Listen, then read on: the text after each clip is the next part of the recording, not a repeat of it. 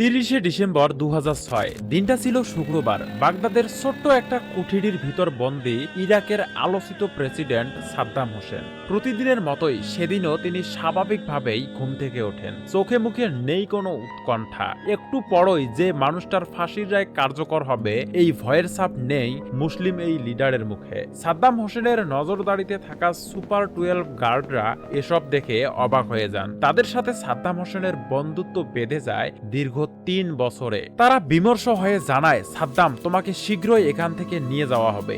এতে সাদ্দাম মুচকি হাসে। গার্ডরা বিস্মিত হয়ে ভাবে, মুসলিমরা কি মৃত্যুকে ভয় পায় না? সেদিন ভোর 3টায় সাদ্দাম হোসেন ঘুম থেকে ওঠেন। তিনি শান্ত হয়ে উজু করেন। এরপর নিজের চেয়ারে বসে গভীর মনোযোগে কোরআন তেলাওয়াত করা শুরু করেন।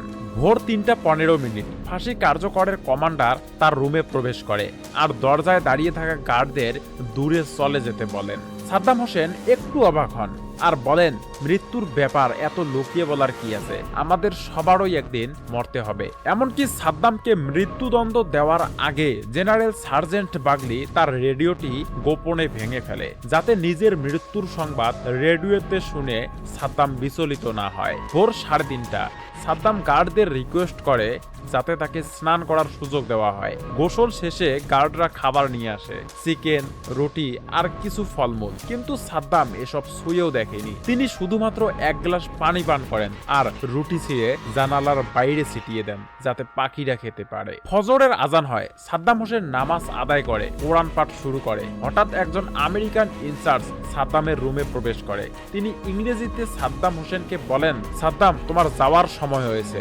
অফিসারের দিকে সাদ্দাম শান্ত চোখে তাকান এবং তার সঙ্গে রওনা দেন। হাজতের সামনে দাঁড়িয়ে থাকা গার্ডদের থেকে বিদায় নেন। এমনকি একজন গার্ডকে উপহার হিসেবে দেন নিজের হাতে থাকা রোলেক্স ঘড়িটি। ভোর 5:30 সাদ্দাম হোসেনকে একটি কালো হেলিকপ্টারে তোলা হয় ক্যাম্প জাস্টিসে নিয়ে যাওয়ার জন্য। সেখানেই তার ফাঁসির রায় কার্যকর করা হবে। হেলিকপ্টারে ওঠার কিছুক্ষণ পর সাদ্দাম হোসেন আবদার করেন, আমার মৃত্যুর আগে তোমরা আমাকে বাগদাদ শহরটা ঘুরিয়ে দেখাও। তার এই আবদার মঞ্জুর হয়। হেলিকপ্টারে করে পুরো বাগদাদ শহর তাকে ঘুরিয়ে দেখানো হয়। এবার তাকে নিয়ে যাওয়া হয় ফাঁসির মঞ্চের দিকে।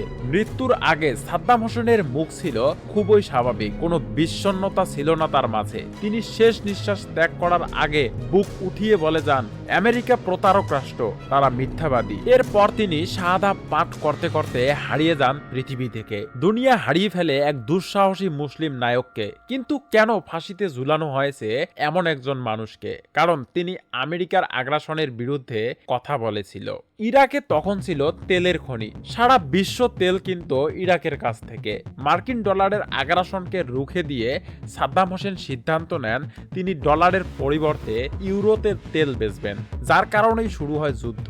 2003 সালের 19 মার্চ শুরু হয় এক ভয়াবহ বিস্ফোরণ। হাজার হাজার বোমা ও রকেট ইরাকে ফেলে মার্কিন মিলিটারি। ইরাকের প্রেসিডেন্ট প্যালেস উড়ে যায় বোমার বিস্ফোরণে। সাদ্দাম হোসেন ধরা পড়ার ঠিক আগ মুহূর্তে যুদ্ধ চলাকালীন সময়ে আচমকা গায়েব হয়ে যান। এরপর 2003 সালের 13 ডিসেম্বর ইরাকের টিকিতে সাদ্দাম হোসেনকে খোঁজ করে মার্কিন সেনাবাহিনী। তাকে আটক করার অপারেশনের নাম দেন অপারেশন রেড ডট। সাদ্দাম হোসেনকে খুঁজতে গিয়ে তারা প্রায় 12টি অপারেশনে ব্যর্থ হয়। এরপর তারা আটক করে সাদ্দাম হোসেনের নিরাপত্তা সদস্য মোহাম্মদ ইব্রাহিম ওমরকে। তার থেকে সাদ্দাম হোসেনের 2টি সম্ভাব্য অবস্থান জানতে পেরেছিল মার্কিনরা। সেখানে মোতায়েন করে প্রায় 600-রও বেশি সৈন্য।